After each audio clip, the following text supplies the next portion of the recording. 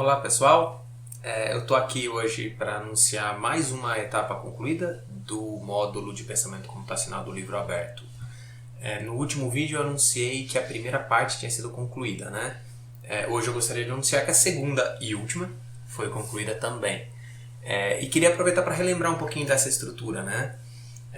Então na primeira parte a ideia foi partir de problemas matemáticos. Então, problemas que um professor de matemática encontraria ou conhece, ou enfim, que são relativamente familiares em termos do conteúdo, da estrutura e do objetivo para um professor de matemática.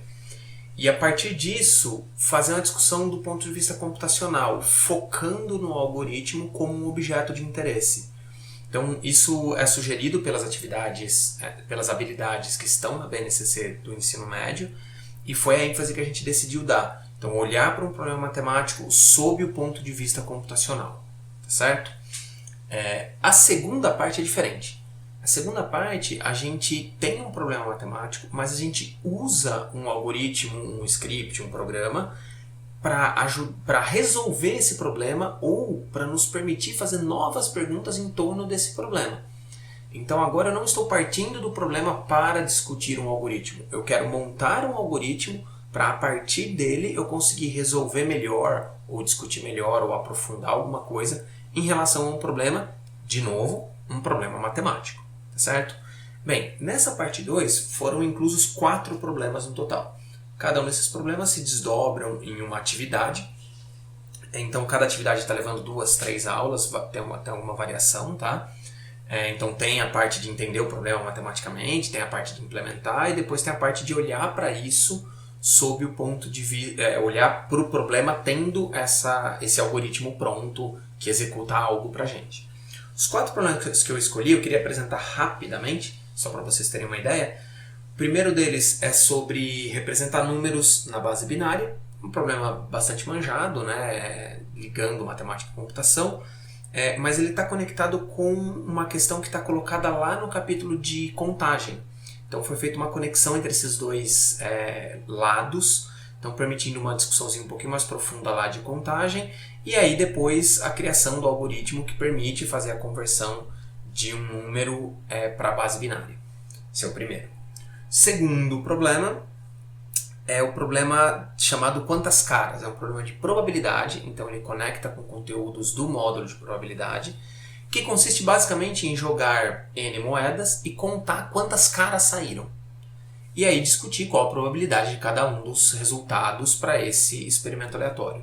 A ideia é que o aluno faça um algoritmo que simule uma quantidade enorme de jogadas e possa olhar para isso de maneira complementar a olhar para o problema só do ponto de vista teórico. Certo? Terceiro problema é o problema, na verdade não é um problema nesse caso, mas é discutido o método da bissecção. Então esse método foi mencionado lá no módulo sobre logaritmos como uma maneira de obter a aproximação para o logaritmo de 3 na base 2, se eu não me engano. E aí o método é descrito e é resolvido para um caso específico lá, algumas etapas são resolvidas para um caso específico. E aí o que eu fiz foi pegar esse mesmo método, a mesma descrição que tinha sido colocada lá, e converter ela para algoritmo. Então o trabalho dos alunos é fazer essa conversão. Só que uma vez feito isso, você pode usar esse resultado para discutir a questão de aproximação e de erro, e também pode usar esse mesmo algoritmo para obter outras aproximações, ou inclusive o valor correto, né, dependendo do que você está procurando. Né? Então tem toda uma discussão de como adaptar isso para calcular o log de 10 na base 3, por exemplo. Ou como calcular uma aproximação para raiz de 2. Ou como calcular uma aproximação para raiz cúbica de 5. E assim por diante.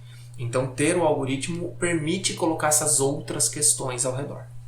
E o último problema chama tensinal.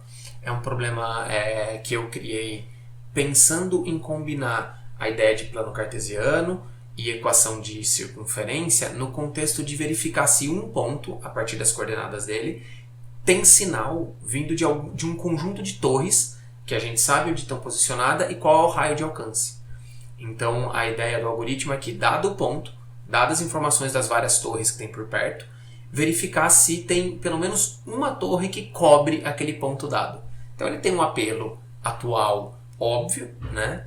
Mas ele também permite a conexão com conteúdos relacionados a sistema de equações, equação da circunferência, geometria analítica, distância entre ponto e ponto, e assim por diante. E do ponto de vista computacional, ele é relativamente simples de resolver e abre a possibilidade, bem no finalzinho, de discutir a questão de padronizar como é a entrada dos dados e tal. Porque esse problema poderia ter uma entrada de 30 torres, por exemplo, e o trabalho computacional seria o mesmo virtualmente de você testar para 2 torres.